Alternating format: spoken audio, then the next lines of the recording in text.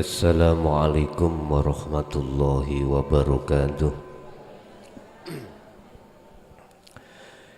La hadratin Nabil Mustafa Rasulillahi sallallahu alaihi wa alihi wasallam wa ala alihi wa azwajihi wa dhurriyyatihi wa qurbatihi wa ahli baitihi wa ashabil kiram wa ila jami'il anbiya wal mursalin wal awliya wa syuhada wa sholihin wa tabi'ina ila yaumiddin, khususan ila jami'i masayikhi ila muntahum wa ila abaina wa ummatina wa azdadina wa masyaikhina wa auladina wa azwajina wa zurriyatina wa ahli baitina, khususan ila jami'il arwah fi hadil majlis wa ghairahum, ij'alhum min ahli zikrika ya Allah. Al-Fatihah. A'udzu billahi minasy syaithanir rajim. Bismillahirrahmanirrahim. Iyyaka na'budu wa iyyaka nasta'in. Bismillahirrahmanirrahim.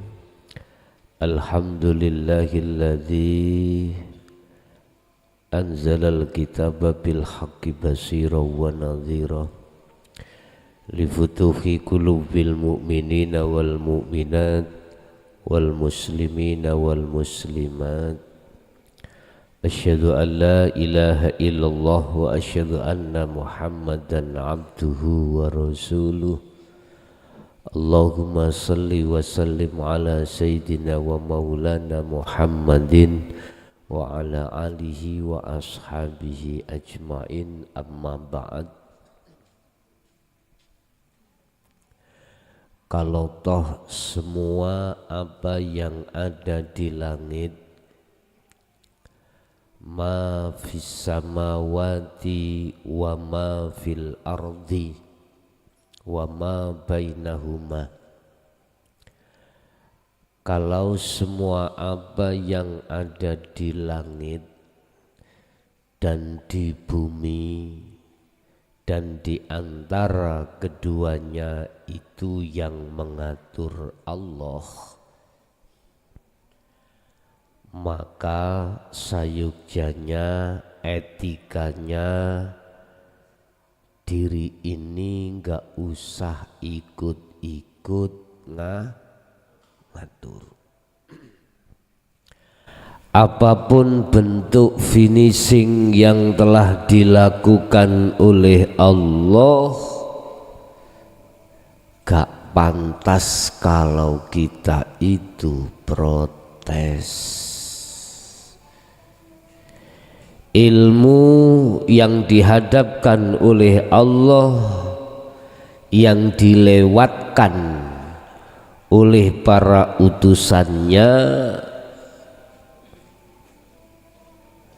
itu sebetulnya untuk menata supaya apa yang dia lakukan itu benar, maksudnya benar sesuai dengan teori dan ilmu atau sistem tersebut. Tergantung ilmu yang disampaikan. Tatkala ilmu yang disampaikan itu berunsur dari hal-hal yang bersifatkan syariah, maka itu untuk mengatur dunia ini, jasad ini, supaya sesuai dengan aturan tersebut. Artinya amaliyah yang berlaku bagi jasad supaya sesuai dengan sistemnya, sesuai dengan ilmunya. Tetapi Kadangkala finishing itu tidak sesuai dengan apa yang kita harapkan. Kadangkala finishing amaliyah jasad itu tidak sesuai dengan apa yang ilmu harapkan. Iku bagaimana? Pertama, kedua, tatkala ilmu yang dimaksud itu hal-hal yang bersifatkan hakikat, itu mengharapkan amaliyah yang berlaku oleh ruh sesuai dengan kaidah atau sistem atau ilmu yang dimaksud. Tetapi kadang juga tidak sesuai finishing itu dengan apa yang diharapkan ilmu. Hal yang seperti ini Bapak Ibu, kalau kita sudah betul-betul faham ma fis samawati wa ma fil ardi wa ma bainahuma, apa yang ada di langit, di bumi, dan di antara keduanya itu yang mengatur Allah, tidak bisa kau protes, enggak bisa, karena itu sudah menjadi sifat jaiz atau sifat wenangnya Allah. Satu misal, saiki ilmu yang berhubungan dengan syariat dulu, berarti amal yang berhubungan dengan jasad. Islam mengajarkan ilmunya nggak boleh mendirikan lokalisasi ndoli. Lu kok terjadi? Sakit protes dari mana sampean? Finishing yang terjadi di situ ternyata tidak sesuai dengan sistem. Anda mau protes lewat apa terhadap Allah?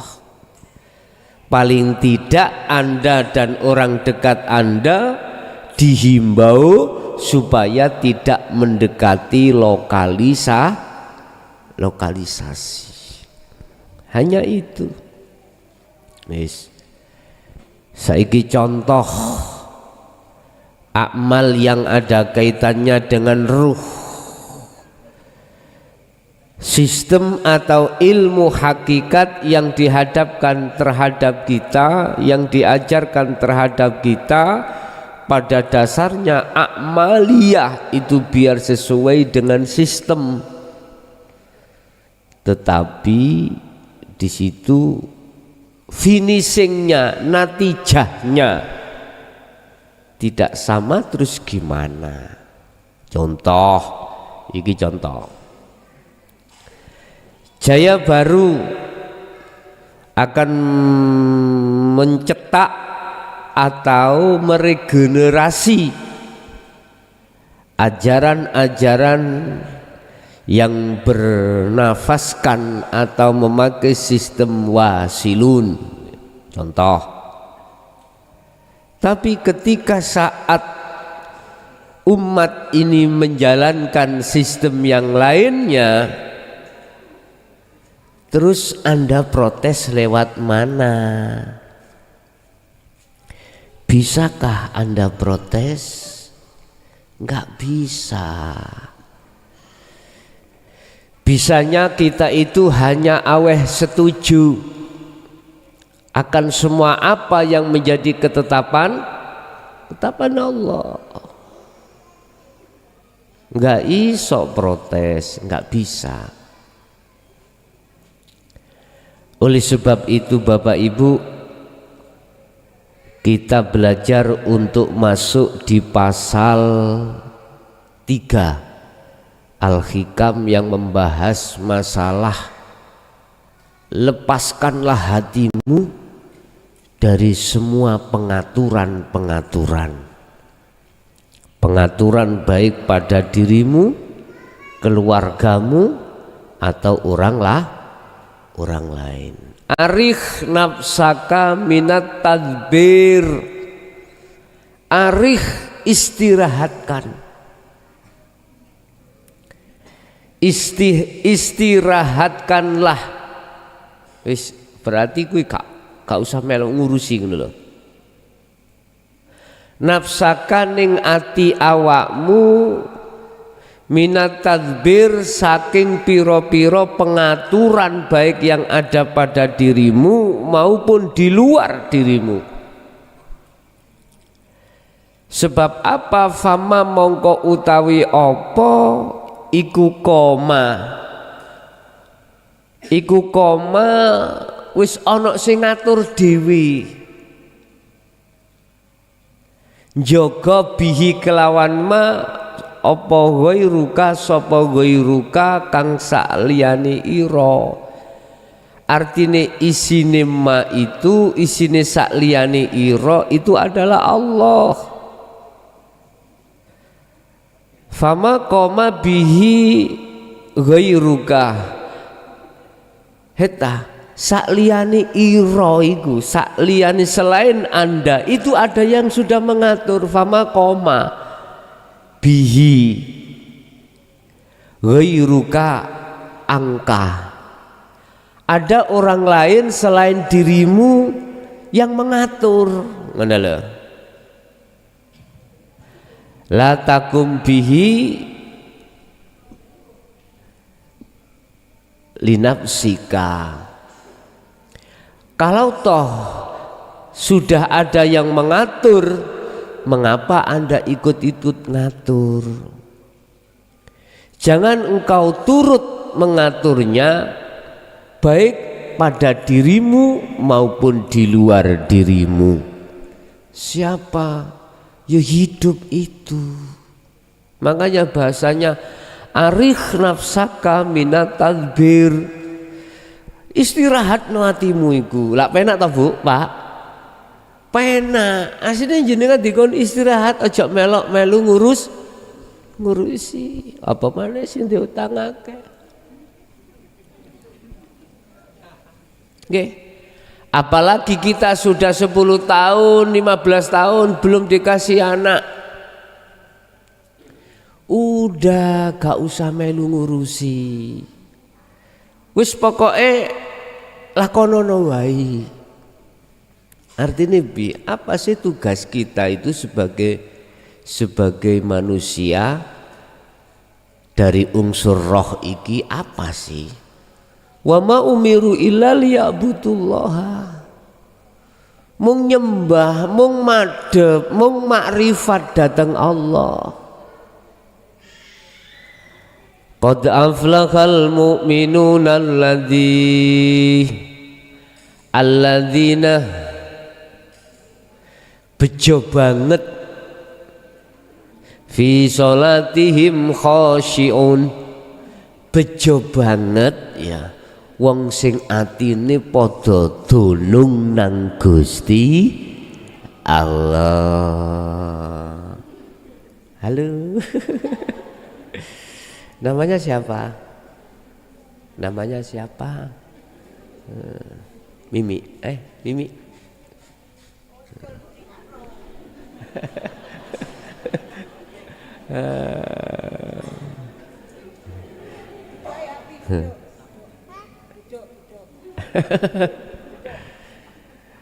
Awak dewi sebagai sebagai wong tua. Nanti mbokmu pun kersane. Bapak Ibu hadirin jamaah rahimakumullah. Kalau toh kita memang sadar yang menguasai, yang mengatur segala-galanya itu Allah. Terus nyapo awak dhewe kok ya ikut-ikut melu ngatur. Artinya gini loh Pak, apakah maksud daripada kita tidak ikut ngatur itu diem aja? Bukan. Terus nggak ada reaksi jenengan iki mergawe atau cara bahasa syariat adalah ikhtiar usaha. Ya tidak begitu. Lah maksudnya piye? Ngeten Pak, segala apa yang timbul dari diri kita, ya, apapun yang timbul dari diri kita maupun yang timbul dari orang lain di luar diri kita, kita itu cuman hanya bersaksi bahwasanya semua itu sing ngatur, yang berperan adalah hidup. Mek niku tok. Hati tugas sampean, tugas ruh iku ora ana apa-apa. Ruh iku sebetulnya Bapak Ibu mohon maaf, ketika saat diletakkan di jasad, ruh itu tersiksa banget, mengikuti apa yang dibutuhkan jasad. Padahal ruh itu nggak makan nasi, nggak minum kopi, nggak minum susu, enggak, mengikuti apa yang dimaksud, yang dikarepne oleh jasad. Lah ketika saat ruh mengeting, mengiringi, mendampingi jasad yang seperti itu, sebetulnya ruh itu tersiksa. Karena ruh itu tidak ikut makan. Makannya ruh itu bukan seperti itu. Apa? Syuhud menyang Allah. Itu kebutuhan ruh. Makanya bahasa Quran mengatakan wa ma khalaqtul jinna wal insa illa liya'budun. Wa qala aidan wa ma umiru illa liya'budullaha. Di situ hanya menyembah. Bahasa menyembah iki Bapak Ibu wajib. Ruh itu berhadapan dengan Allah. Yang dimaksud berhadapan dengan Allah itu bersaksi mung dateng urip. Loh, hal ini bisa akan tercipta tatkala panjenengan ini mengikuti ajaran Rasulullah yang berunsur dinul haq itu. Tidak cukup kita mengikuti, kita harus terlibat di dalam tausiah, terlibat di dalam ngaji yang disebut tolabul ilmi. Wajib kita itu ngapurih ilmu. Gak cukup ngapurih ilmu, karena ilmu itu menumbuhkan amanu. Gak cukup seperti itu, gak cukup amanu, kita harus wa'amilu sholihah.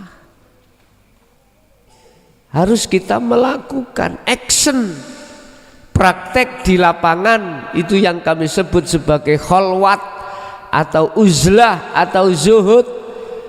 Lah baru disinilah nanti akan Allah berikan yang namanya cahaya makrifat Allah untuk bisa ruh itu makrifat pada Allah. Qad aflahal mu'minuna alladzina fi sholatihim khoshi'un.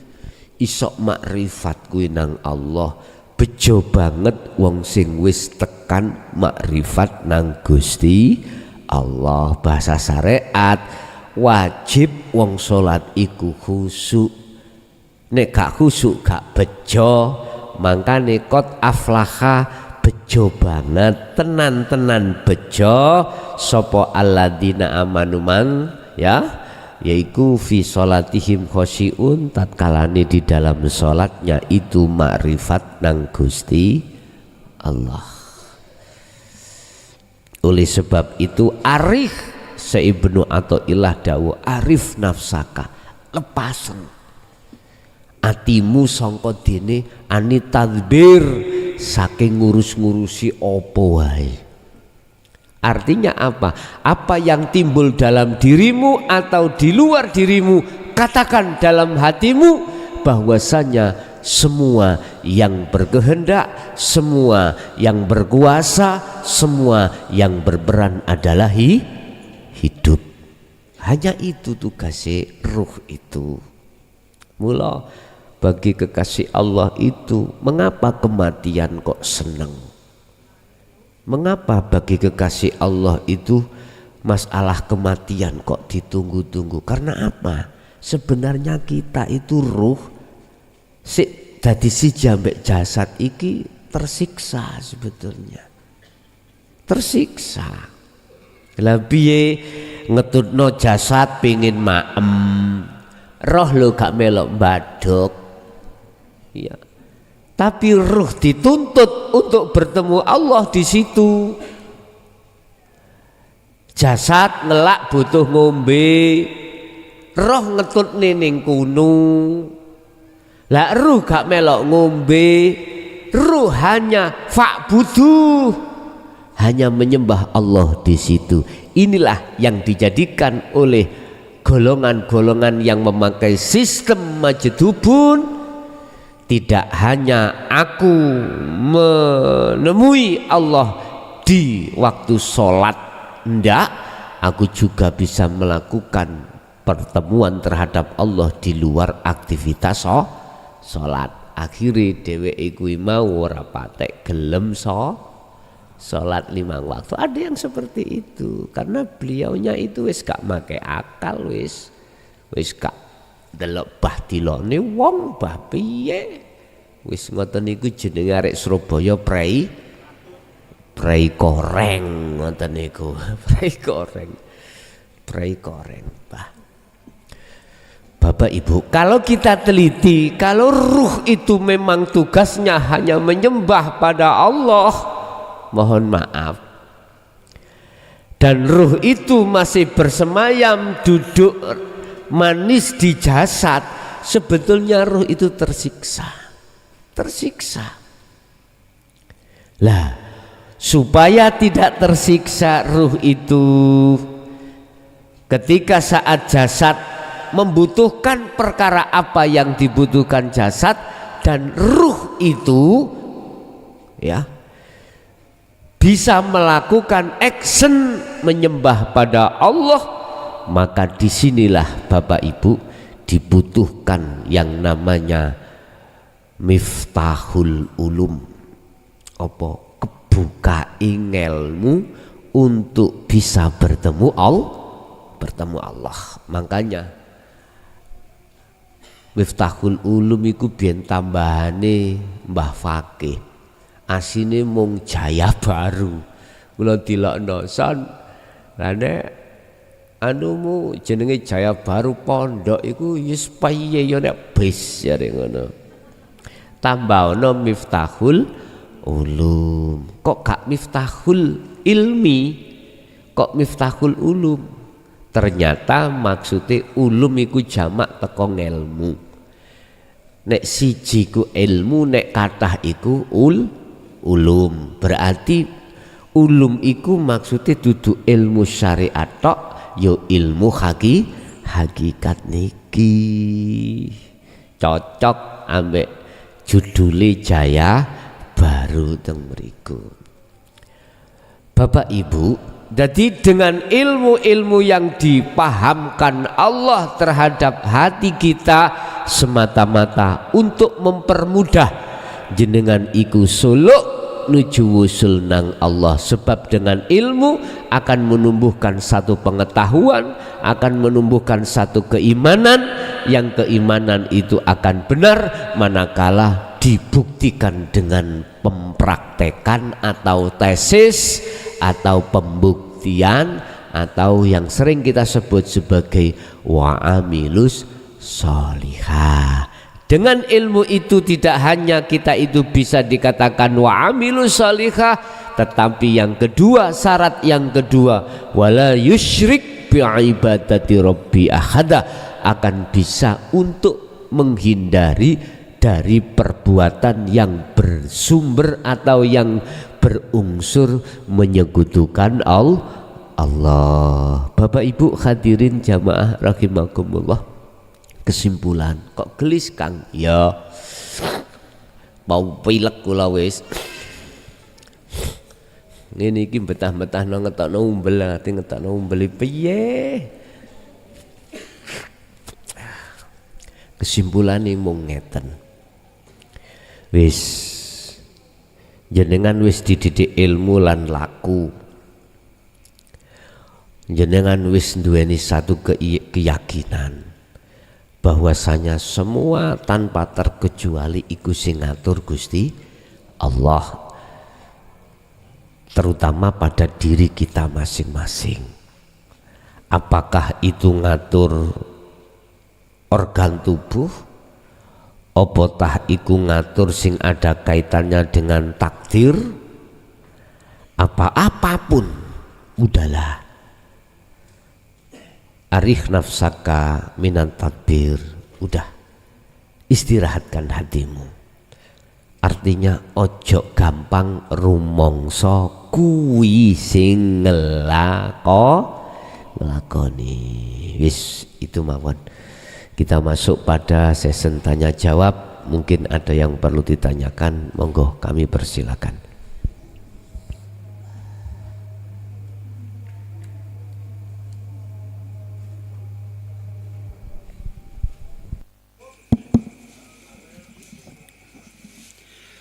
Assalamualaikum warahmatullahi wabarakatuh.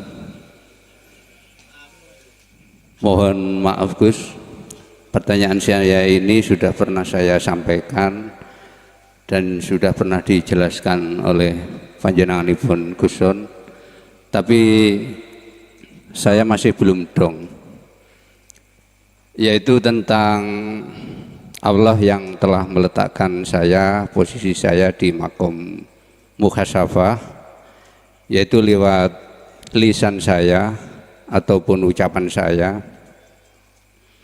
Itu sudah dijelaskan oleh panjenenganipun Guson bahwasanya kita harus memegang erat talinya Allah, yaitu berupa dzikir. Dan saya menyimpulkan bahwa dengan dzikir itu telah menuntun kita daripada berbicara yang tidak ada manfaatnya, lebih baik kita gunakan untuk berzikir. Dan kalau di bahasa Jawa, timbangane ngomong sing gak karuan, nggone ana wali liwat tambah belayan, kan begitu ya. Pertanyaannya, sampai kapan Allah itu meletakkan kita di muhasabah yang sebenarnya tujuan kita itu, harapan kita itu ke makom musyahadah? Apakah bisa dipercepat oleh tingkah laku kita, perbuatan kita, ataupun ibadah kita? Itu pertanyaan pertama. Ataukah kita mengikuti air yang mengalir?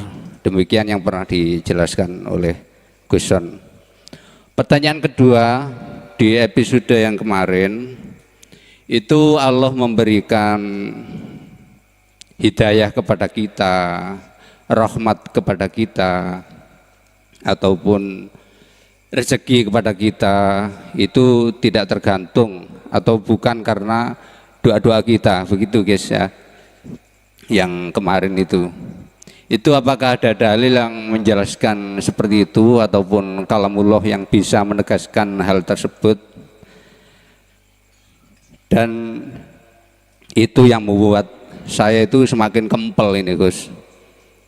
Kok bisa ya tidak dengan doa-doa kita Allah memberikan rahmat hidayah tadi. Dan saya ini juga golongannya orang yang dablek, meskipun kempel ya pancet budal nang Jaya Baru. Demikian Gus. Wassalamualaikum warahmatullahi wabarakatuh. Warahmatullahi wabarakatuh.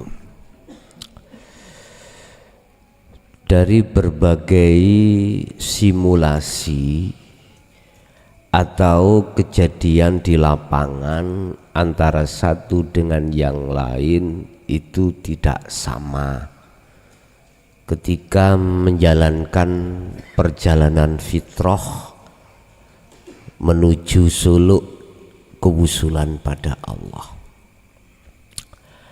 Lah yang dibahas pada malam hari ini adalah masalah kemukasafahan. Perlu diketahui apabila salah satu di antara Anda mengalami satu kemukasafahan dan hatimu duduk di tajalli, no problem. Itu namanya kasaf maknawi, ya. Kasaf di mana hatimu masih ada respon, respect menyang apa makom musyahadah. Tetapi juga ada yang seseorang itu tatkala dihadapkan satu makom mukasyafah dan dia masuk dalam kasab suwari, ini bahaya. Karena apa? Tidak ada respect nangone makom musyahadah. Berhubung Anda itu sudah mengerti mana yang harus Anda temui, yaitu di makom musyahadah, terus terjadi seperti itu, gak usah jenengan mengeluh kapan marine. Saya ulangi, Anda jangan mengeluh kapan marine. Tadi sudah saya katakan, arif nafsaka minat tadbir, istirahatno hatimu dari pengaturan. Loh, Anda berzikir suluk nuju wusul kok sik duduk ning takholi, padha karo Anda ngatur Gusti. Sing ngatur sampean apa awak dhewe to? Hah? Sik tak takoki. Dari imanmu dalam hati, sing ngatur itu makhluk apa Allah? Ojo dijawab lesan, jawab ning hatimu. Kalau di dalam hatimu sungguh kuat bahwasanya yang mengatur Allah, sudah cukup bagimu untuk laksanakan tugas inti. Apa tugas inti nih roh? Aku gak ngomong jasad, ngomong ruh. Apa tugas inti ruh? Apa tugas inti Rasulullah berdakwah wad'u ila rabbik? Pun tak simpul nomor sarengat ya, sampai haingat ya. Inti dari ajaran Rasulullah mak satu. Wad'u ila rabbik.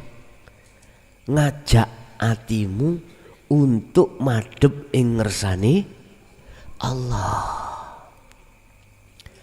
Otomatis di sini akan menghindari dari perbuatan yang ada indikasi syirik. Otomatis nih, sebab syarat mutlak Anda akan sampai pada Allah manakala di dalam hatimu atau ruhmu itu sudah tidak ada selain Allah. Nggak ada. Kan diomongke yuhibbukumullah, cintamu akan diterima Allah manakala ruhmu itu sudah tidak bercinta terhadap kopi, tidak bercinta pada susu, tidak bercinta pada selain hidup. Baru yuhibbukumullah, diterima cintamu, berarti diterima penghadapanmu. Wis. Jadi tolong cegak jadi beban. Mana sampean kapan buyare iki? Muka syafah aku iki kapan? Kadang-kadang aku yang mengeluh, kebegal-begal. Ngoten Pak nggih? Misale kapan? Wis kuwi ojo kakean beban. wis serahke nang Allah. Tugas sampean kali kula namung setunggal, ngikuti apa yang telah dirumuskan oleh Kanjeng Nabi, wad'u ila rabbik. Wis manahmu gandeng renteng terus ambek Gusti Allah. Masalah sistemnya sudah tahu, sudah sering sampaikan, wis jelas kabeh. Nggih, mohon maaf bila mana jenengan mempunyai kepinginan untuk lekas keluar. Wis iki ngomong proses berarti tasih ana unsur nafsu lho Pak ya. Oke, tak tuduhke. Tapi iki gak bisa dijadikan sebagai barometer. Karena sistem iki sistem cara sarengat. Ngeten, sampai ndak pingin ilang kabeh kasabmu, mudo. Baru ilang kabeh. Tinggal no amaliyah yang bersifatkan jasmania, mudo kelilingono desamu. Ya? Kau balis niku, iki cara lo ya, cara. Tapi ini tidak bisa kau jadikan sebagai acuan atau barometer. Ojo, ngene iki terlalu abot Pak. Wis tak tebusi dewi ya, tak tebusi dewi.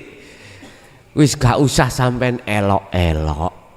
Ternyata ada sistem, ada cara yang lebih arif maneh. Apa? Iku mang arif nafsaka minat tadbir. Wis laksanakno tugas sampean ae. Tugas roh iku cuman satu, mung madhep. Urusan kasab melok iku wis biasa Pak, ngoten niku. Ngeteng ae.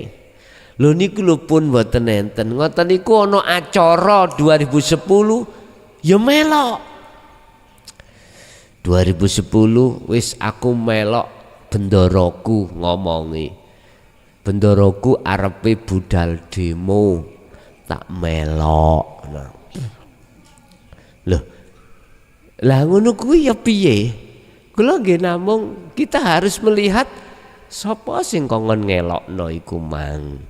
Padahal kita sudah lepas dari itu semuanya.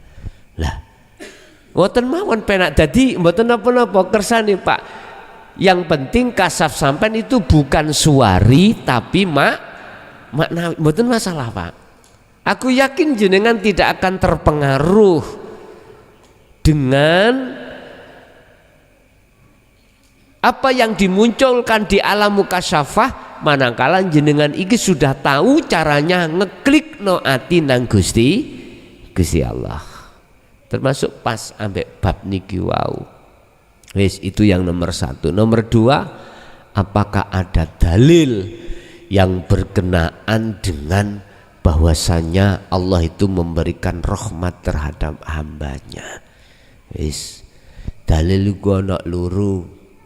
Ana dalil secara syar'i, ono dalil secara hakiki. Di situ ada di dalam surah An-Nur nek sampean takok dalil secara syar'i ayat 35 terkait rahmat, terkait cahaya. Ngeten niku. Nurun ala nurin yahdillahu linurihi mayyasha. Cahaya makrifat itu akan diberikan terhadap hamba yang dikehendaki. Berarti yang tidak dikehendaki tidak akan pernah hatinya mendapatkan cahaya makrifat. Yahdi aweh bakal maringi sapa Allahu Gusti Allah linurihi maring cahayane Allah man ing wong yasau kang den kersakake sapa Allah ing man. Artinya orang yang mendapatkan cahaya makrifat nang Allah hanyalah orang yang dikehendaki oleh Allah. Siapa dia? Ulama ahli tasawuf, ulama ahli makrifat sepakat ijma, mereka lah hanya kekasih Allah. Kalau ini kita kembangkan pertanyaan, siapa kekasih Allah itu?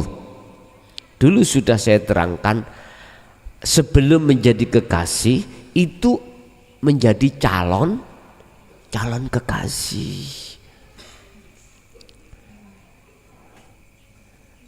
Saya ulangi, sebelum menjadi kekasih itu ada calon kekasih. Ya golongannya kita ini yang di luar dari para rasul, para nabi, para waline Allah. Yes, kita ini karena apa? Karena kita zona sekarang saat ini kita dibelenggu oleh nafsu ruh ini. Ruh ini dibelenggu oleh nafsu dengan kesenangan dunia sehingga jiwa ini bersih tegang, berkasih mesra dengan selain Allah yang disebut hubbus syahawah. Loh. Lah, di situ Allah mendatangkan utusannya untuk menyampaikan dinul haq. Anda kok ngerespon, berarti Anda niki calon kekasih. Sebab ada golongan yang disebut alladzina kafaru sawaun alaihim a'anzartahum am lam tundirhum la yu'minun. Ada golongan baik didatangkan Rasul dan ajarannya atau tidak didatangkan Rasul dan ajarannya, la yu'minun, dia tetap tidak percaya. Ada golongan luar biasa Pak.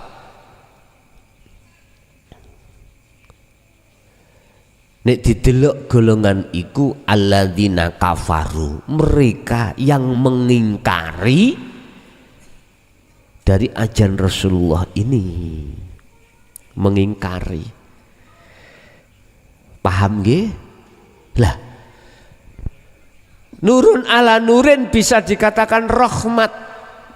Kalau Nabi Adam aja mendapatkan rahmat itu ada prosesnya. Fatalaqa Adam mir rabbi kalimat. Dia mau menerima ajaran Allah yang disebut kalimat, itu adalah dinul haq, khusus ngilmu kanggo ndedek ruh untuk mengesahkan Allah Subhanahu wa taala. Niki Nabi Adam bapak sampean kali kula iku menerima bisa kembali pada Allah itu syaratnya ya sitok ku iman. Makanya Kanjeng Nabi ajaran mulai A sampai Z intine iku wad'u ila rabbik. Beliau mengajak dirimu untuk kembali kepada Allah. Lah iki nek ditafsirno cara syariat ya jasad. Sing asale gak gelem salat ayo salat. Sing asale gak gelem sholawat ayo sholawat. Sing asale ra gelem ngaji ayo melu ngaji. Iki jasad. Tapi apa cukup? Apakah hanya ajaran Rasulullah itu mandek berhenti di jasad? Tidak. Berbagai banyak kumpulan-kumpulan ayat yang menjelaskan tentang kembalinya ruh pada Allah itu berbagai banyak. Gitu. Wis banyak ayat maneh, tidak hanya itu.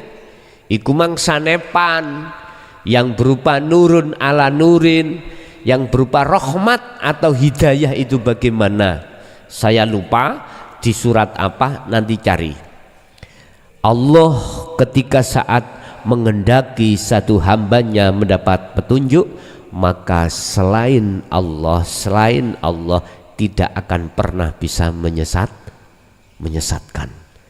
Tapi barang siapa dikehendaki disesatkan oleh Allah, maka siapapun tidak akan pernah memberikan hidayah. Pun sampai cari iki PR panjenengan khusus sing takok mang, golek ono ayat iku mang ning Quran, sebab jenengan wau takok dalil ya ta, iku dalil cara syariat tentang rahmat yang Allah berikan itu hanya terhadap hamba yang dikehendaki. Secara hakikat iku mang syariat, siapa hamba yang dapat rahmat, siapa mereka hamba yang dapat cahaya makrifat Allah yang nantinya akan dijadikan sebagai kekasihnya. Itu tadi. Pertama, Anda ngerespon ajaran Rasulullah ini. Kedua, Anda ngerespon ketika saat diperintahkan Rasul untuk menjalankan, mengamalkan sebuah ajaran ini dalam kehidupan tiap saat dan waktu. Baru disitulah nanti akan menciptakan satu yang disebut yuhibbukumullah. Allah bakal menerima cintamu. Sebab Allah apabila menjadikan kau sebagai kekasihnya, disewaring-saring Pak Bu, luwih lembut saringane tahu. Saringane tahu lah cilik-cilik nggih niku sik luwih lembut maneh. Anda di situ sudah ngerespek, sudah ngerespon ajaran Rasulullah. Oke, Anda mengamalkan. Oke, di situ disaring terus, disaring terus sampai natijahnya, sampai finishingnya. Dalam hatimu sudah tidak ada lagi cinta selain pada Allah. Wis gak enek. Barulah di situ disebut sebagai Khalilullah, sebagai waliullah, sebagai kekasih Allah. Di situ tondone mung gampang. Kekasih Allah itu apa? Ora gampang khawatir, ora gampang wedi ambek perkara apa wae, karena dia sudah mengistirahatkan hatinya dari pengaturan. Wis cetha yen Gusti Allah kuwi sing agawe, wis cetha yen Gusti Allah hidup itu kang punya wewenang segala-galanya. Ya wis tugas sampean iku mung setuju tok, setuju tok nggih. Nggih, ada lagi monggo.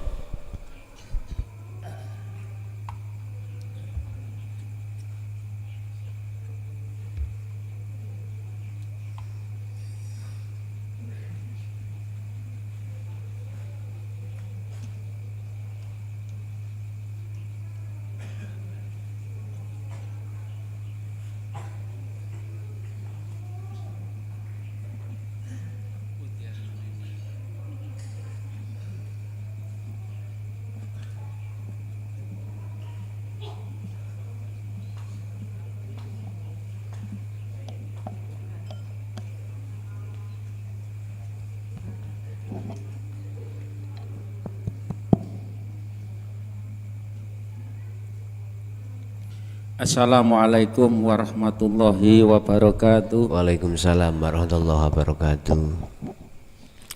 Ngapunten Gus, kula badhe tanglet masalah tangleti tiyang syariat, masalah jilbab napa niku sing didamel-damel niku serban.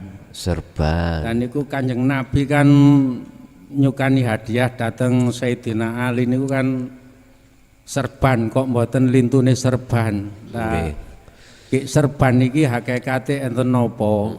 Serban niku serepe ban. Wonten mriku nomor setunggal, nomor kalih kula badhe nangletaken masalah dikir sirul asror. Nggih. Niku kula nglampahi ditugasaken Gus niku kan kula dikengen dados tiyang dicup gak teles, diobong gak makan. Nah niku kula sakniki niku misale salat Idul Fitri waktu khotbah niku kula wansul Gus. Tiang-tiang niku wong gendeng iku gak kena ditiru ngoten mantun ngoten salat 5 waktu nggih ngoten malih rada aras-arasen wong sibuk dikir asror niku wau mantun ngoten kula waktu dalu kumpul estri nu nggih ngoten kula damel dikir sirul asror.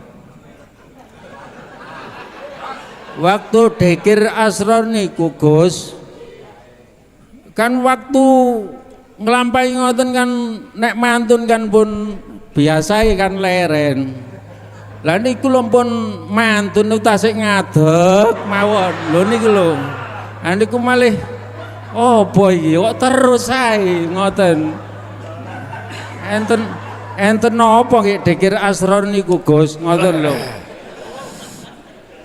Apa iki jare Gus iku enak-enak akhirnya dadi anak mari ngono nek wong Jawa ngarani jare yoga uyuh sing lega ngoten Gus pun ngoten mawon kula kepengin keterangane enten napa Gus dikir asra niku kok ngadeg terus ngoten lho.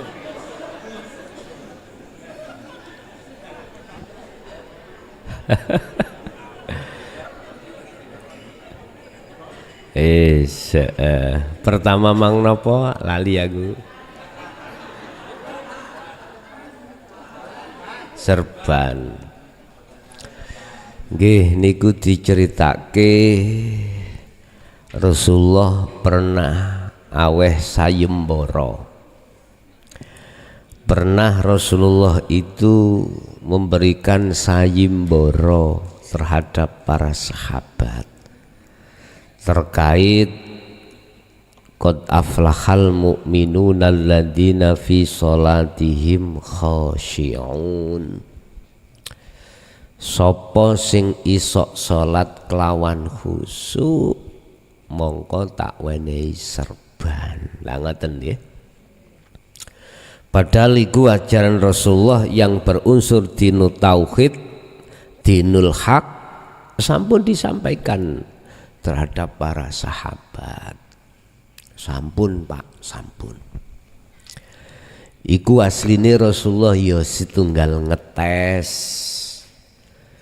Lah tes-tesan iku ben semangat diwenehi hadiah. Semua para sahabat pada saat itu tidak ada yang bisa miturut keterangan hadise ngoten kecuali Sayyidina Ali. Sayyidina Ali ku apa? Babul Ulum, julukane ku Babul Ulum. Apa lawangi ngelmu. Ngelmu baik ngelmu syariat, lebih-lebih ilmu hakikat makrifat iku Sayyidina Ali. Sehingga disebut menjadi julukan Babul Ulum ngoten, bukan Miftahul Ulum, Babul Ulum. Kesimpulan semuanya itu enggak ada yang bisa, toh Sayyidina Ali pun ketika Arab salam iku lugur, artinya lugur tetap enggak isoh kelingan hadiah. Hadis ini mendidik terhadap kita Bapak Ibu. Mendidik. Artinya gini. Iki sindiran juga tapi akeh sing gak krasa sing disindir. Sebetulnya apa yang kita lakukan sholat secara syariat yang sama sekali tidak ada unsur kemakrifatan nang Allah. Hubitat a'maluhum. Mohon maaf ya, ini dari sudut pandang hakikat bukan syariat. Hubitat den tolak. Ngapunten, saya katakan sekali lagi, ini dari unsur sudut pandang hakikat. Jangan dianu loh ya, jangan dipotong loh video ini. Jangan dipotong. Saya ulangi sekali lagi, hubitat a'maluhum itu dari pandang sudut kacamata hakikat. Setiap sholat yang kita laksanakan tanpa ada indikasi khosyi'un pada Allah, itu pasti hubitat. Hubitot ai batolat, ditolak. Opo a'maluhum, piro-piro penggawean yang seperti itu. Gak kacamata syariat, ndak. Lah, yang kedua, hadis ini memberikan satu pelajaran terhadap kita. Selama hati ini belum betul-betul makrifat pada Allah, apapun sholat yang kita lakukan mesti isih krono tendensi, masih ada tendensi, masih ada tendensi hadiah iku mau. Bukan hadiah yang dimaksud serban hijau, bukan. Yang dimaksud hadiah ini adalah dari Allah. Apa? Surga. Apa? Pahala. Jadi Kanjeng Nabi sebagai isyarah serban hijau. Kalau para sahabat yang memberikan hadiah adalah Kanjeng Nabi. Tapi Allah, iku maksudnya Allah ngkei hadiah.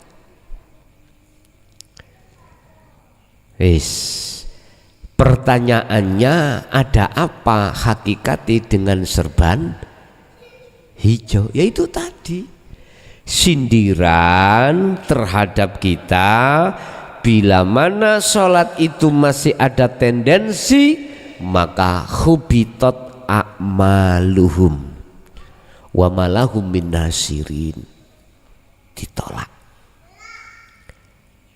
Kebanyakan merumuskan hadis ini iki seperti no Sayyidina Ali gak iso khusuk apa maneh awak dhewe. Lah ngoten nah.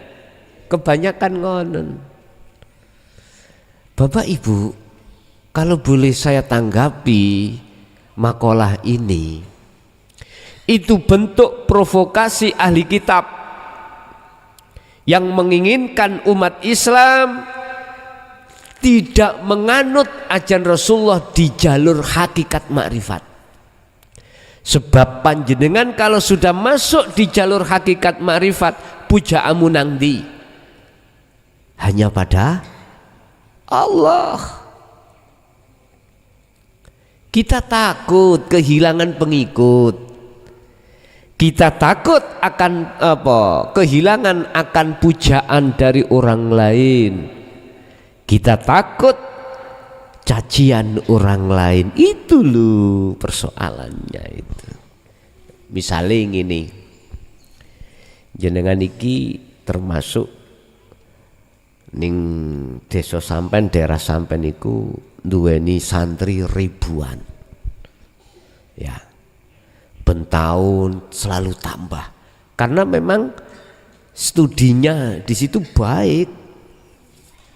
Ilmu hadisnya baik, ilmu alatnya baik, ilmu Qur'annya baik, ilmu kitabnya semuanya baik, fasilitasnya juga baik. Tiap tahun gak kurang, namanya santrimu itu gak kurang baik laki maupun perempuan, bertambah. Akhirnya hitungannya ribuan bahkan jutaan. Andai kata dalam jangka waktu tidak lebih dari 1 tahun Allah mengujimu lewat santrimu logrok kabeh. Wis gak ono sing daftar, sepi koyok kuburan. Kira-kira gak ngregesah jenengan sebagai kiai? Ngreges. Kelangan santri, kelangan pujaan, dicaci wong sebab ada kasus di dalamnya. Apa kasusnya? Wis gak usah ngomong.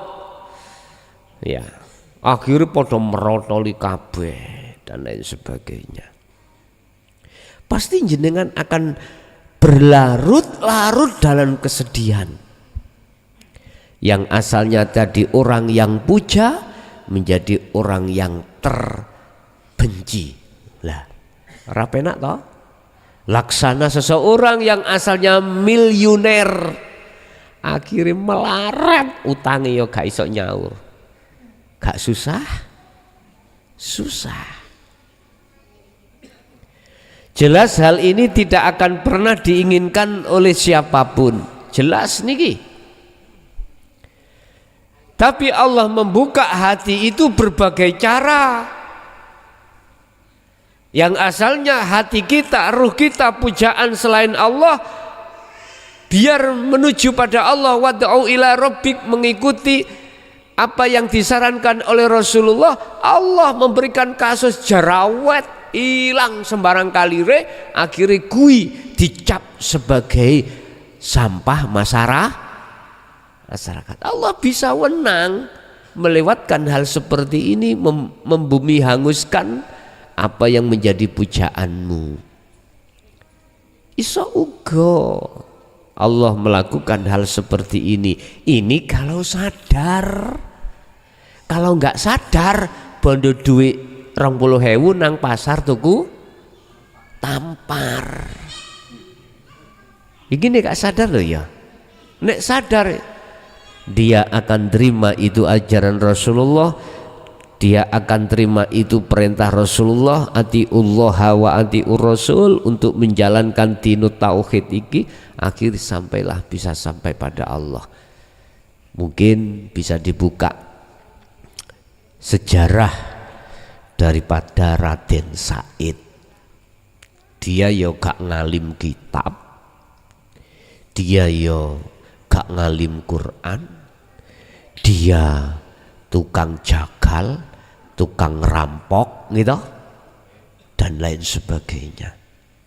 Lah, banyak di antara sejarah-sejarah para kekasih Allah itu yang awalnya itu suram, banyak sekali.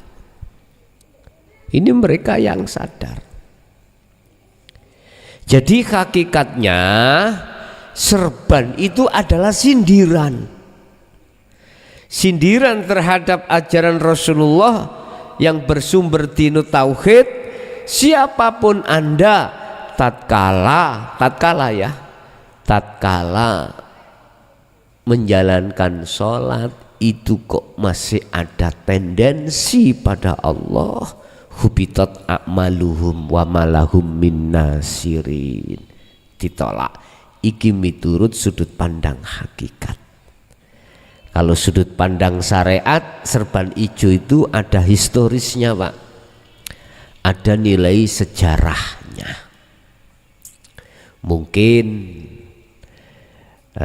kados jenengan kepanggih para habaib pingin serbane mboten, pingin kadang ono sing dilelang lah ngono ya, dilelang larang sapa sing gelem.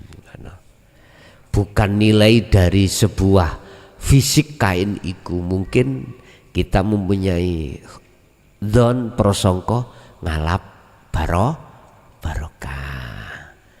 Lu barokah saiki nemplek nang warung, nang toko, barokah niku. Jane nek sampean ngalap barokah iku gampang, Pak. Dibuka di dalam surat Al-A'raf. Ningkono Allah dawuh, walaula anna ahlal quraf amanu wattaqau kuwi nek pingin barokah iku teko apabila dalam satu kaum ya itu amanu wattaqau la fatahna, dibuka semua barokah yo. Gak amanu tok lho yo wattaqau. Artinya piye? Sampean gak cukup mengimani dari sebuah ilmu ajaran Rasulullah tentang dinu tauhid iki, tidak hanya itu. Ayate amanu wattaqau, takwa. Ngene nek umpami kula tulis.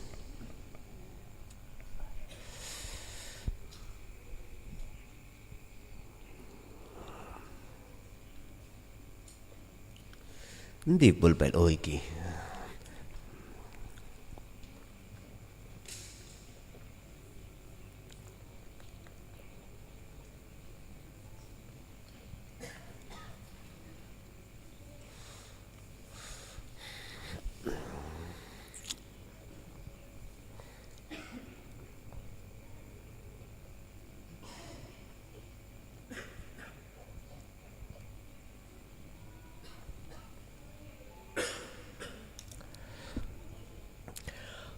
Al-A'raf 9 piro iki?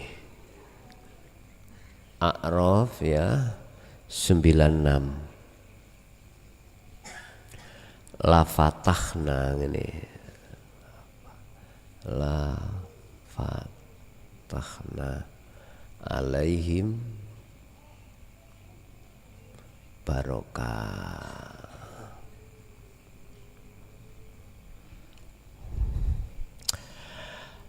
Walau anna ahlal qura, apabila ahli desa berarti ahli negara atimu iku amanau percaya wattaqau. Wattaqau iki adalah ilmu amal istiqomah.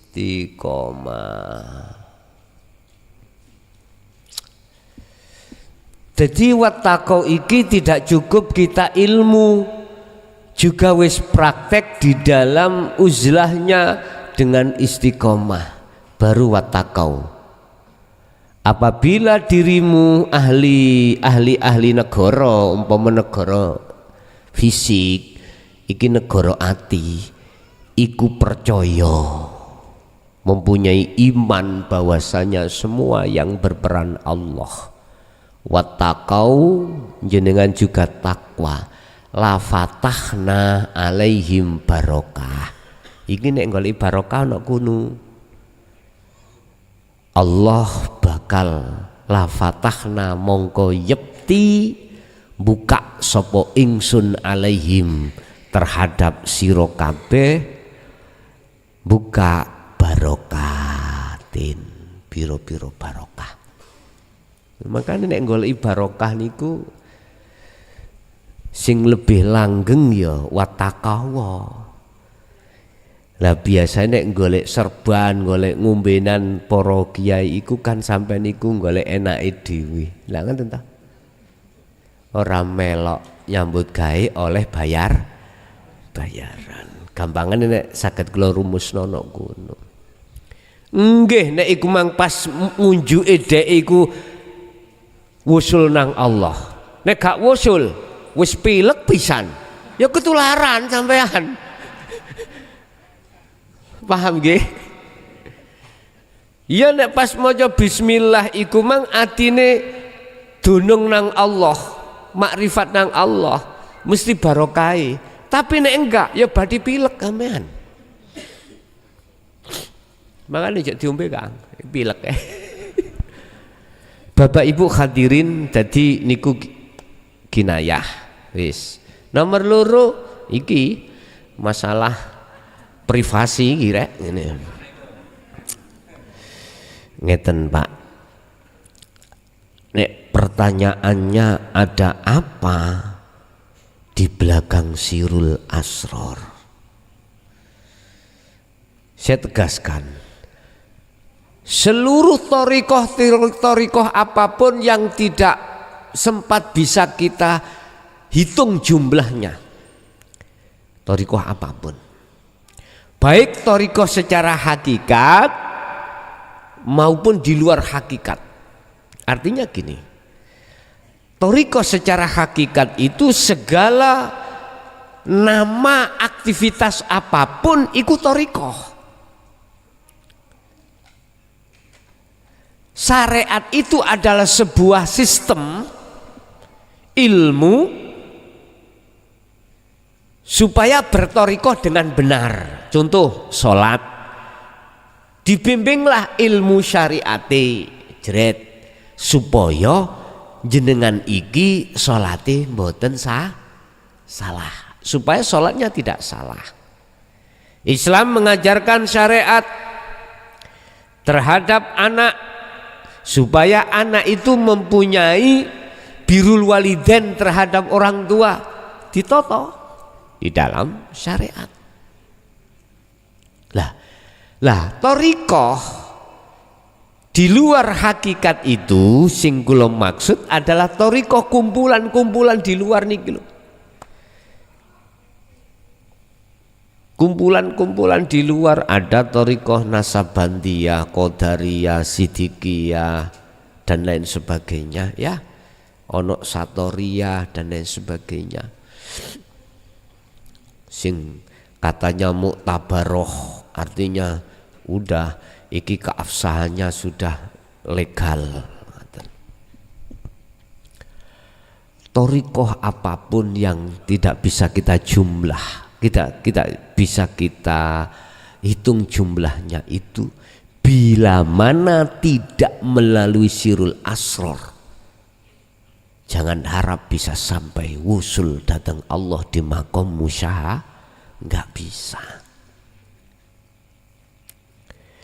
Aktivitas apapun jenengan kali kula fisik ini lewat thariqah apapun, tatkala ruh ini tidak melewati sirul asr, masuk di sirul asr, jangan harap Anda itu bisa sampai ke musyahadah. Proses aku ngomong proses lah, jenengan nek wis iso masuk beleng menimben yang golek dalan pintas, biasa ngoten lah, ngoten nggih. Wong nek wis eruh dalan nuju nang siji panggonan dihitung sak jam, mesti golek jalur sing lebih cepat. Makanya jenengan wis gak usah suarul basira, langsung fana'u dzikri yo rapopo. Tapi kan asalnya dari sirul asr toh. Terus ada apa dengan sirul asror? Bapak itu kok isik merdeka. Biasanya bar niku lemes lah ngoten nggih. Niku kok apa jenenge sik merdeka ngoten ta. Bapak Ibu, nek ning kitab kula mempelajari ning kitab Qurratul Uyun niku. Ya, iki boleh ngomong rada mlebu sing aduh. Kira-kira gak di Google lah kok. Enggak ah. Di dalam kitab Qurratul Uyun iku ngajarke tentang kahanan wong lanang dan wong wedok. Ada wong lanang, wong wedok itu buntu balung dan buntu daging.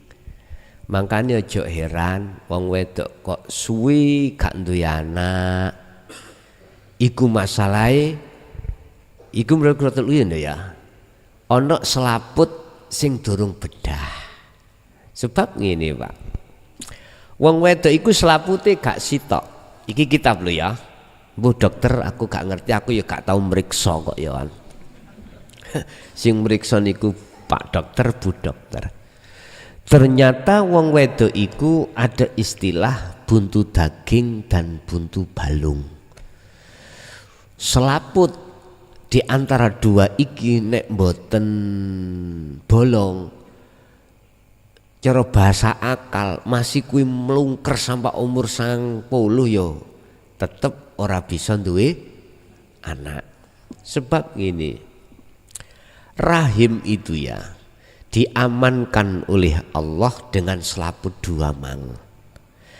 Tatkala nutfah itu tidak bisa mencapai pada rahim, secara otomatis nek ngomong akal ya, embrio atau ovum itu nggak bisa bertemu, walaupun yang disemprotkan itu beribu-ribu sel, nggak bisa, terhijabi, mboten ketemu. Jangka 24 jam itu sel itu sudah meninggal. Wis. Lah, aduh, ya apa rek iki rek. Jane cara pribadi apa enak rek ngene. Lah terus teng mriku diupayakan bagi si suami. Bila mana selaput yang kedua itu belum bedah, bahasa bedah itu apa? Belum lobek, ya jenengan kudu sing keras. Tahu keras? Kudu sing keras. Lah iku ya ana ukurane. Duh ya apa aku gak tau ngon bahas ngene Bang. Kongkon sing nekan ngoten lho. Masalahe ukuran manuk iku gak padha. Lah ngoten nggih. Duh, gak apa-apa iki Google iki. Makanya ono kadang-kadang rabi 10 tahun gak ndek anak, terus ganti rabi wong liya terus ndek anak. Ngoten nggih. Masalah iku dawa manuke. Ya apa sih reng aku wis. Sampeyan takok ngono.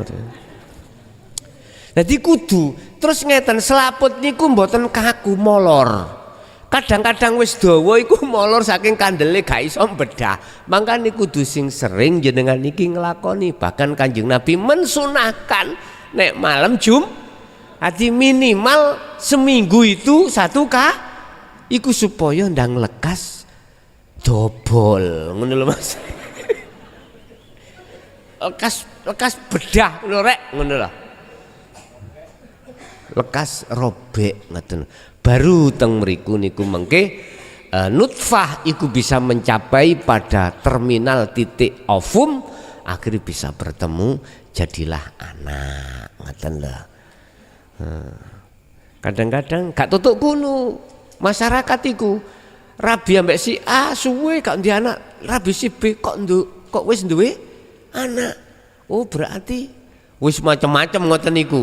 Kadang-kadang nggawe pikat lah ngoten nggih. Nggawe pikat engko ndek anak. Yo gak ada hubungan dengan itu sebetulnya itu. Ya wis wong Jawa ya wis diamini ae ngoten lho. Cek gak tukaran ngoten lho. Loh.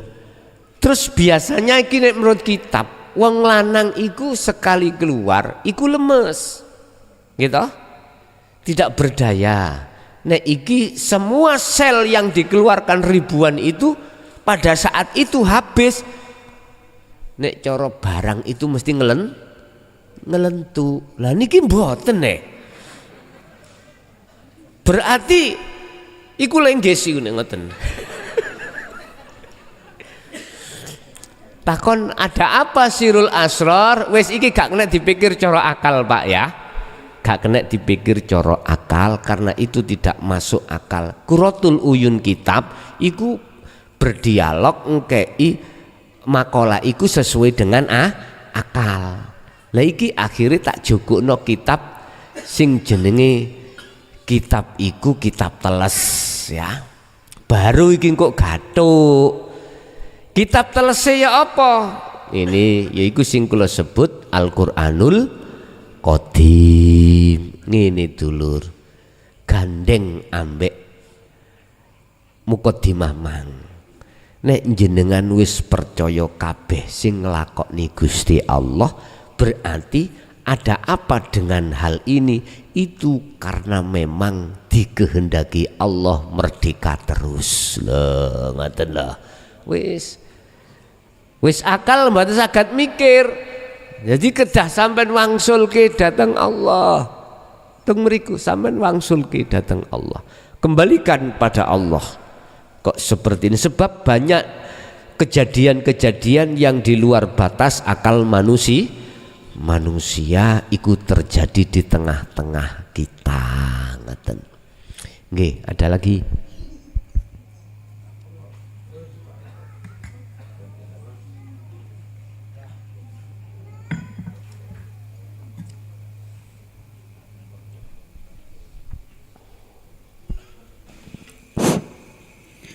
Assalamualaikum warahmatullahi wabarakatuh. Waalaikumsalam warahmatullahi wabarakatuh. Ya, dengan saya dari Pasuruan, Gus. Iya. Nggih tanglet masalah Al-Qur'an sing bunyinipun ma asaba min hasanatin fa minallah wa ma asaba min sayyi'atin wa min nafsik. Nggih. Niku tos pundi? Sedaya kan hakikate hidup itu adalah Allah kan ngoten. Tadi baik buruk kelakuan apik kelakuan buruk semuanya Allah kan ngoten Gus. Nggih. Nggih tos pundi niku anu penjelasan. Bila mana berlakunya hukum syariat, maka itu yang terjadi. Kita harus mengatakan nek apik sangka Allah, kalau jelek teko dirinya nafsunya sendiri. Iku supaya jenengan kalih kula niku ben mahami untuk sampai pada maksudnya li nafsik iku piye. Nafsu. Jenengan digiring supaya mengenal nafsu Anda. Lewat ayat ini memberikan satu sindiran supaya Anda itu mengenal nafsunya sendiri. Lah, untuk mengenal nafsunya sendiri, maka kita tidak bisa lepas dari ajaran Rasulullah yang dinut tauhid. Mboten saged. Karena perkara yang berkenaan dengan kepribadian kita, nafsu atau ruh ini, diri ini, itu di dalam dinul haq. Man arofa nafsah faqad arofa rabbah. Di situ Pak. Tetap di dalam hukum syara memberikan satu rumus, kalau baik itu datangnya dari Allah, kalau jelek itu dari nafsu kau sendiri. Wis, iki supaya syariat sampean iki berlaku. Hukum syariat terhadap jasad sampean iki ben berlaku, biar dunia aturan ini tidak rusak. Ini loh maksudnya itu. Ben aturan hukum dohir iki ben gak rusak. Jadi biar berakhlakul karimah di dalam istimaiyah. Karepe ngoten. Coba kalau kita melangkah satu langkah di akhlak ilahiyah, khusus ngebabno nafsik,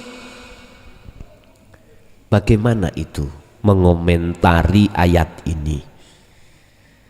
Ngene Pak, nafsik iku duduk di mana? Diri siapa? Kalau diri ini sudah Anda fanakan atas diri Anda, berarti antara Allah dengan nafsik la farqa bainahuma, tidak ada bedanya. Sebab kalimah sayyi'ah, kalimah hasanah, elek api, iku sebuah aran, sebuah nama. Ternyata yang berkehendak, yang berwenang di situ cuman adalah ingsun Allahnya. Kalau sudah disinilah kemurnian tauhid akan tercipta dalam diri Anda. Kita mengatakan sayyiat, mengatakan perkara jelek, itu melihat fisik.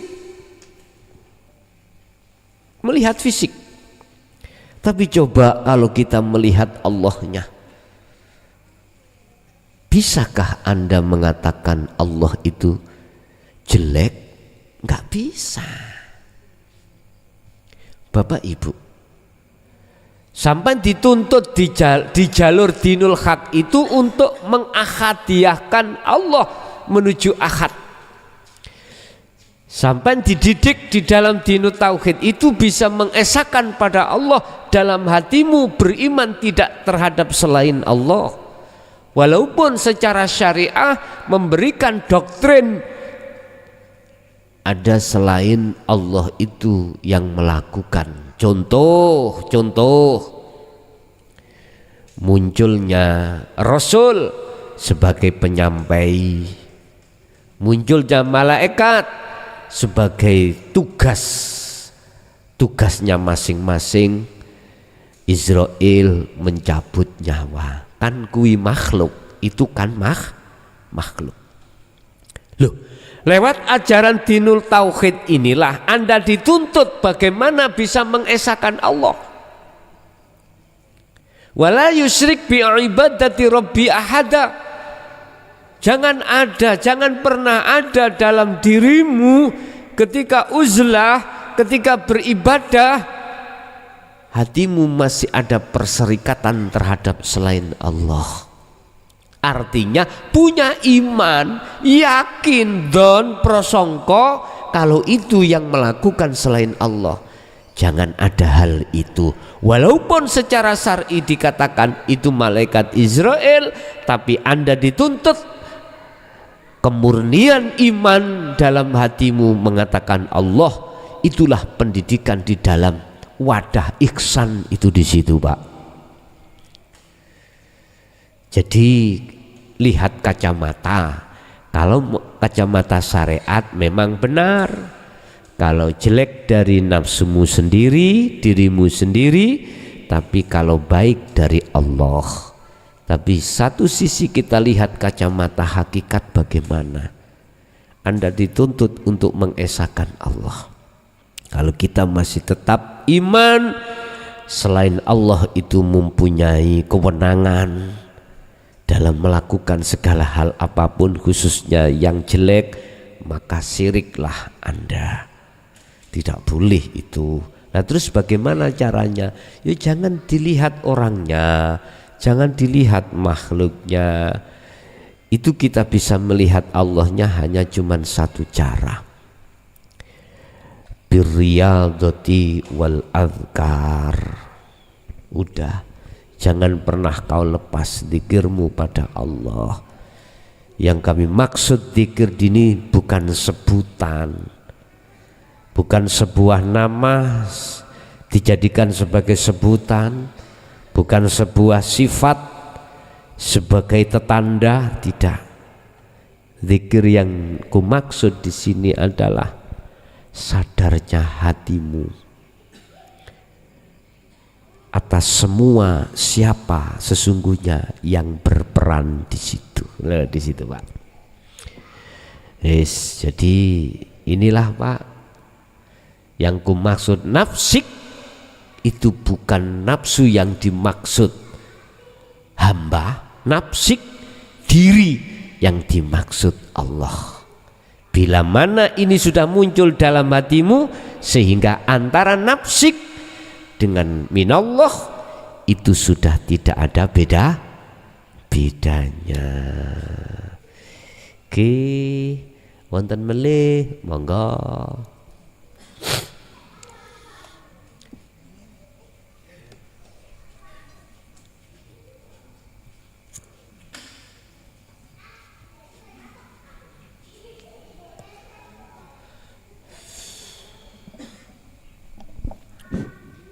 Bismillahirrahmanirrahim. Assalamualaikum warahmatullahi wabarakatuh. Waalaikumsalam warahmatullahi wabarakatuh. Kepada Gus Muklason yang dirahmati Allah, pertama-tama saya mengucapkan alhamdulillahirabbil alamin. Saya mau bertanya begini, Gus. Selama proses huzlah atau zuhud itu muncul wujud secara fisik, secara dohir seperti jenengan. Seperti jenengan, sampean. Itu selalu membimbing proses perjalanan menuju ahadiyah. Tapi ketika ahadiyah itu menuju ke ahad, itu sudah tidak lagi muncul yang wujud seperti sampean itu tadi. Apakah hal demikian itu proses saya dari ahadiyah menuju ahad itu ada yang salah atau benar kok nggak ada pembimbingan lagi atau warid itu sendiri? Itu yang pertama. Yang kedua begini Gus, biarpun jiwa ini atau hati ini sudah sampai ahad, kadangkala masih ada terpeleset. Dalam arti rasa sambung rasa terhadap Allah itu putus. Tapi seketika itu juga jiwa ini seperti dicabik-cabik, seperti organ ini mau dikeluarkan. Apakah hal demikian ini merupakan hidayah atau sebuah peringatan dari Allah? Mohon penjelasannya Gus. Assalamualaikum warahmatullahi wabarakatuh. Waalaikumsalam warahmatullahi wabarakatuh. Allah mengutus utusannya Muhammad itu membawa sistem ajaran untuk hatimu bisa ila rabbik, maring pangeranmu. Beliau tidak hanya menjelaskan dalam sisi ilmunya, tetapi beliau juga mengarahkan bagaimana cara suluk nuju menyang Allah yang benar bagaimana. Rasulullah memberikan tuntunan baik ilmu maupun laku, sehingga beliau disebut sebagai bapaknya sampean kalih kula.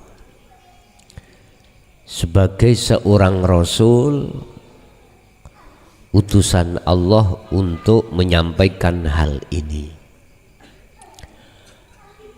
Lah, tongkat Rasulullah yang seperti itu akan diteruskan oleh penerusnya yang menyesuaikan dengan zamannya.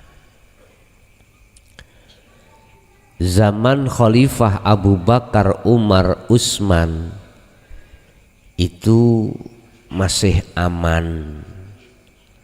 Artinya ketika saat itu digelar, ahli kitab pada saat itu, pada zaman Khalifah, belum begitu ada banyak tantangan, tapi sudah ada.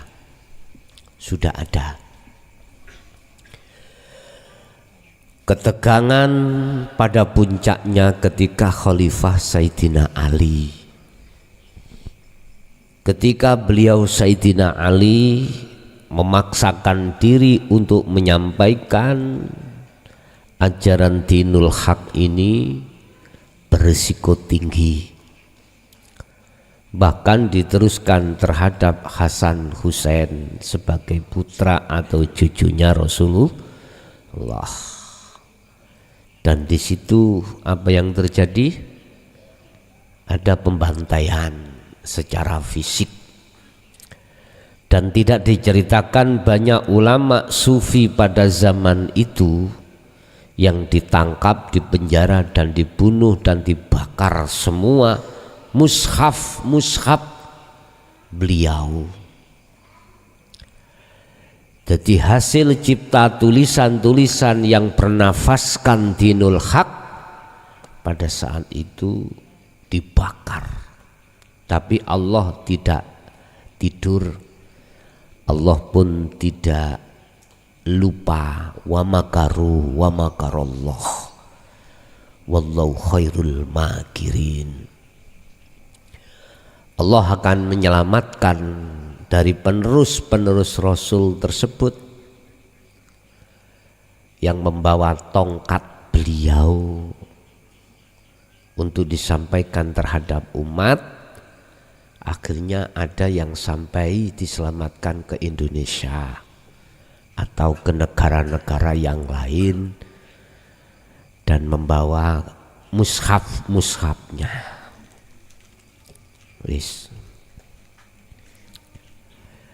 Sehingga sampean jangan heran jikalau sebelum pada zaman YouTuber, medsos itu mengapa ilmu itu laksana dimasukkan di dalam peti, dikunci, dimasukkan lemari.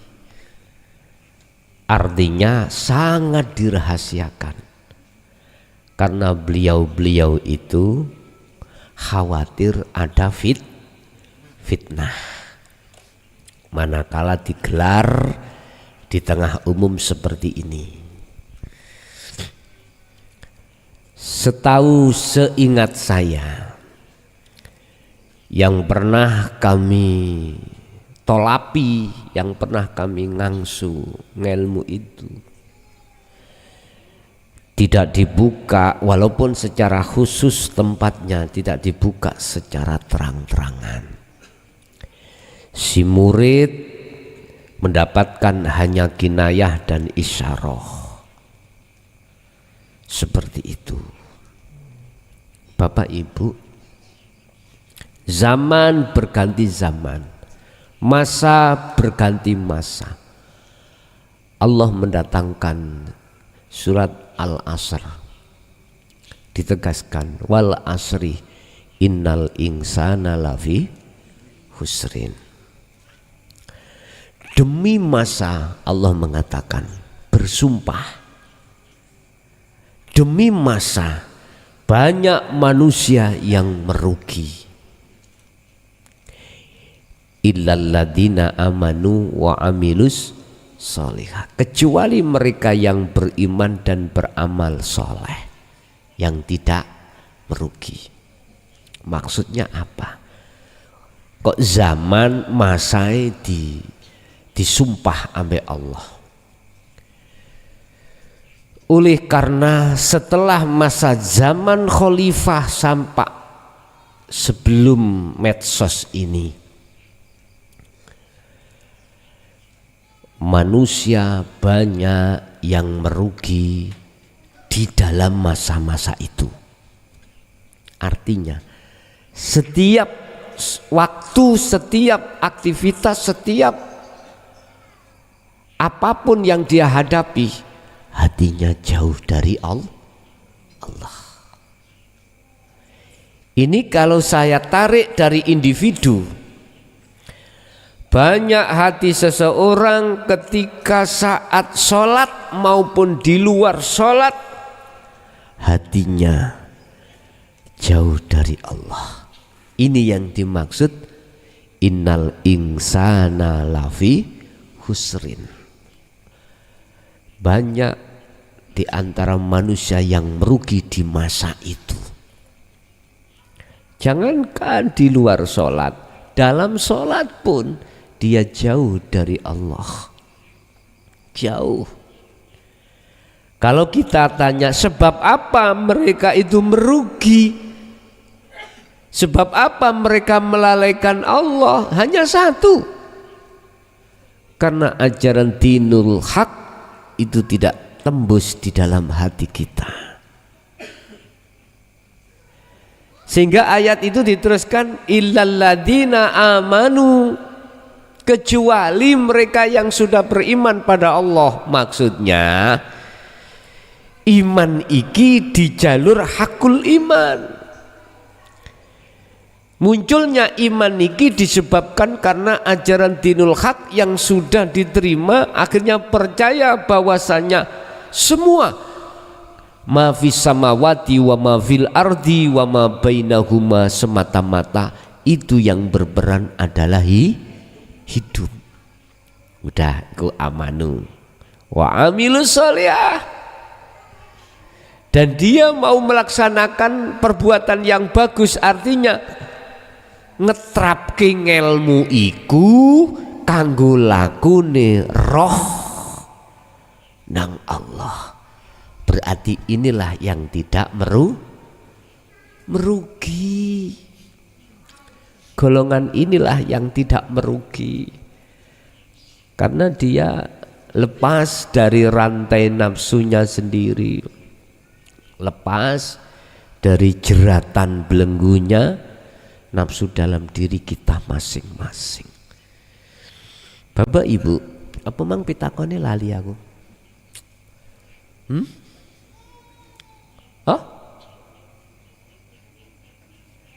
Oh ngoten wis. Oke, kalau sudah berlaku uzlah atas bimbingan ilmu lan amal, di situ kok mursyid muncul, baik secara fisik, ngeten Pak. Ketika panjenengan iki sudah berlaku uzlah, tadi pembimbingnya kan makhluk manusia, waktu ning ilmu, lah ngeten nggih, ilmu laku. Praktek. Ketika jenengan sudah berangkat, di situ muncullah warid. Allah mengutus warid di dalam hatimu. Lah, siapa warid ini? Kalau kita mengacu di dalam makolahnya Syekh Ibnu Athaillah, warid itu ana loro.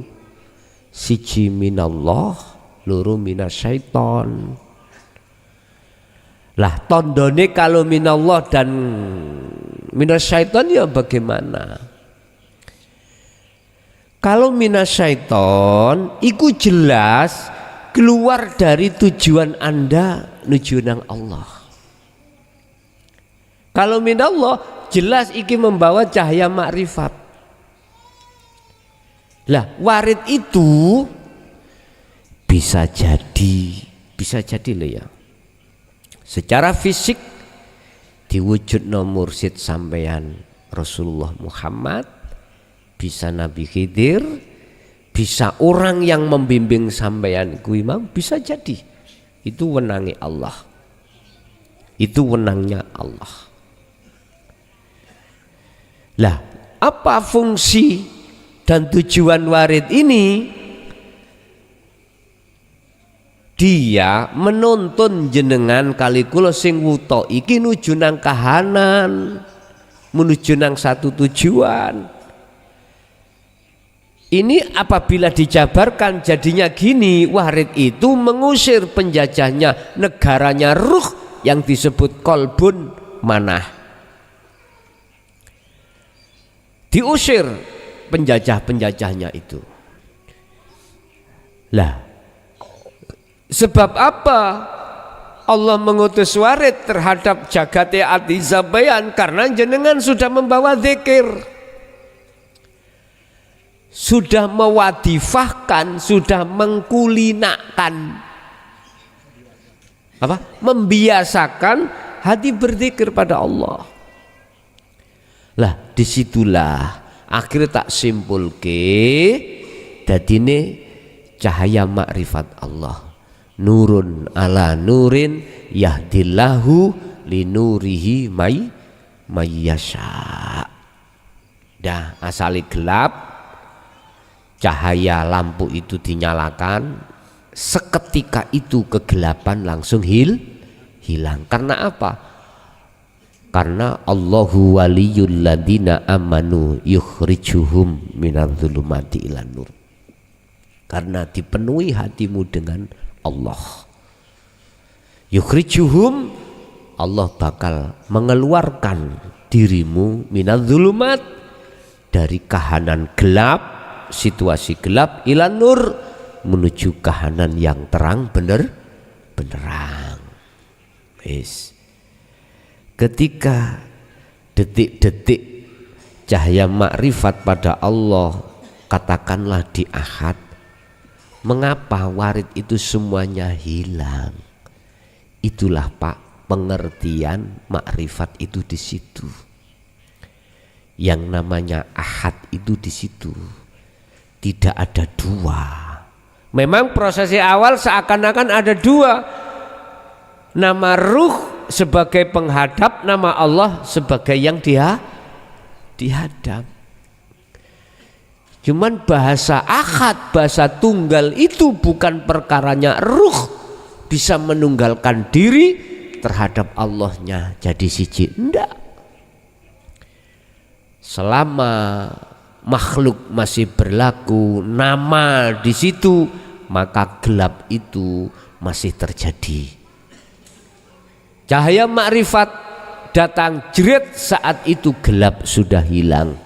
Cahaya makrifat datang itu berarti duduke ning ahad. Dadi wis gak ono sapa-sapa. Jadi namanya ahad tunggal iku tidak ada yang lain, dirinya sendiri. Wis nek umpama sampean contohno wau, kula kok ya selalu bimbing ning kono, aku lho turu wae. Kula iku turu. Cuman nek diruntut toko syariat,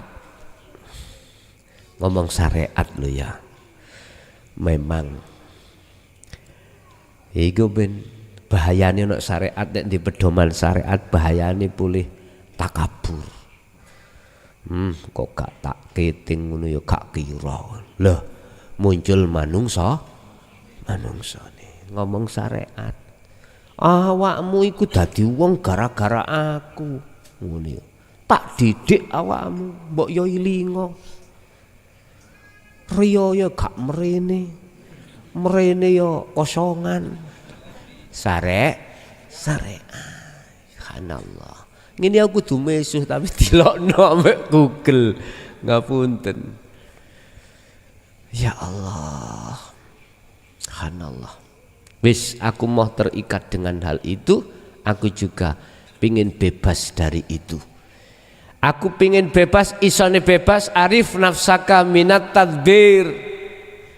Iku mang mek situk-situk jalane. Wis tak istirahatno diriku sebab wis ana sing ngatur. Lah diwenakno sing asline sampeyan niku nggih. Asline jenengan roh iki diwenakne Allah. Wis gak direpotno, dadi raja, king of king. Raja di raja. Lho enak lho kabeh sing nandangi Allah. Padha karo ngene mang lho. Aku mlebu warung Padang. Pak, wonten otake? Oh, wonten. Mesti didoli. Wonten tahune? Wonten, mesti dikek tahu. Es teh wonten. Wis sak porsi Pak, mangiku aku warak pisan.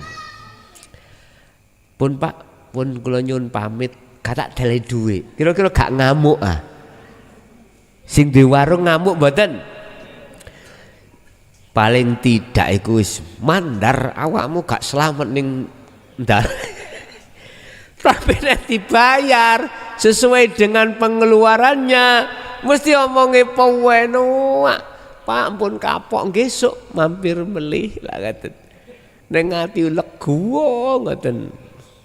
Padha ta nang Gusti Allah yang ngono. Kita sudah dilayani Allah. Yang darah asalnya tidak bisa mengalir, iki bisa mengalir. Ginjal yang asalnya tidak bisa memproses toksin atau racun, akhirnya diproses. Sebelum ginjal darah itu mengalir seluruh sel-sel yang dibutuhkan setiap organ tubuh, di situ diproses, disaring, difilter oleh ginjal. Akhirnya sehat, nyenengan. Sampai delok wong sing gagal ginjal ya apa? Hanallah gak mentolo aku nguasi. Kakak kula dhewe nggih ngalami hal seperti itu. Nek cara dokter sebabnya apa? Kakean ngombil pil kuat. Wis hati-hatin. Kakean ngombe jamu-jamu kuat. termasuk yang ada indikasi, mohon maaf aku gak nyebut merek, gak penak ya, sing ngerusak organ tubuh ya. Makanya Bu Pak jenengan nek pengin Pak sehat ojo di tukokno sego nang njaba, masakno dhewe ya, masakno dhewe dengan masakan tradisional, masakno dhewe padha garwa sampean nek pengin awet ya ngono, mangan sak mangan ya aja sampak ngawur sing dipangan. Bapak Ibu hadirin, jadi Pak, manusia sebagai pemegang pewaris Rasulullah iki membawa ajaran dinul haq itu sebatas mengajarkan ilmu dan laku. Setelah laku di situ mursidnya rupa warid ganti ngoten lho Pak, tapi saya tetap makhluk, iki proses lho nggih. Nanti kalau sudah detik-detik di musyahadah, di situ parkir semuanya. Akhirnya nek disimpul nih, baik makhluk manusia, makhluk warid disebut warid malaika, sampai dituntut iman mung tunggal, sinten? Allah Subhanahu wa taala. Makanya kadang-kadang ana sing takon kula tentang kesanatan ilmu, kesanatan uzlah iki mang sanat mutasil nang Rasulullah apa gak? Kula niki wis nguniku gak patek ngelayani. Tak jawab mek ngeten. Nek takok guruku sanate genah apa gak, bersanat apa enggak? Wong guruku lho Gusti Allah. Wis ceke podol. Ngerti podol? Ceke pedot jenengan ben ceke ora beriman terhadap yang lain. Wong mboten saged Gus niku Gus. Wong kita bersosialisasi, kita bertoriko dan sebagainya. Kula niki wis gak patek seneng rame, Pak. Rame ajang gak mari-mari, gak tutuk-tutuk. Estu kula niki mboten patek seneng rame. Sing kakean dan ngene. Nomor 2, engkau robitoh sampai kecantol kebanyakan teng mriku. Ketika robitoh mumet koyok gilingane, khimar ngumetno gandum. Khawatir ku di situ wis. Ya sanad sampean sapa Gus? Guru sampean Gusti Allah. Wis meneng wis. Mangane terus ditakoki, nasab yang ngono apa maneh nasab? Sembuh aku nasabku gak jelas. Wis. Nek kuwi ben golek ana dhewe, aku mau ngomong. Cara sanad keilmuane golek ana dhewe wis sak karep panjenengan. Aku mau rame. Enggak aku sebab miturut syah bla bla bla bla. Kalau tidak bersanad gak syah. Lah sing ngesahno iku awakmu apa Gusti Allah ngono. Guruku Gusti Allah ya wis sing ngesahno ya Gusti Allah. Estu Pak, kula mboten pengin rame, mboten pengin debat sing aneh-aneh. Debat terus ndadekno sampean iki atine lara, terus engko gak tutut nang Gusti Allah terus bongko. Lah sing rugi ya sapa? Gelem lakonono gak gelem ya wis ngono. Lho gak begitu Gus, aku pengin yang jelas. Apa ngene iki kurang jelas? Penak toh jawab ya. Nggih, jadi Pak sampean gak oleh mandek nek nggone mursid atau guru sejati sampean sebatas makhluk. Tapi itu nanti akan hilang tatkala cahaya makrifat ikut teko jret ana makom musyahadah baru semuanya hilang. Tapi ketahuilah ketika saat menuju ke situ ada proses yang seperti itu dan itu tidak salah Pak ya. Tidak salah dan mungkin selain jenengan juga begitu, tidak sama dengan jenengan, malah Kanjeng Nabi saged ugi Nabi Khidir atau syekh yang lain itu wis wenange Allah, warid dimendakno sapa wae monggo kersa Allah. Sing penting jenengan mek situ tok wanti-wanti kula faqadistamsaka bil urwatil wusqa lam fisamalah pun iku gejek ana rapet iman gak ana sak liyane Gusti Allah nggih. Ada lagi? Sampun Bu nggih. Nggih. Bismillahirrahmanirrahim. Al-Fatihah. A'udzubillahi minasyaitonir rajim. Bismillah. Iyyaka na'budu wa iyyaka nasta'in. Akhirul kalam. Assalamualaikum warahmatullahi wabarakatuh.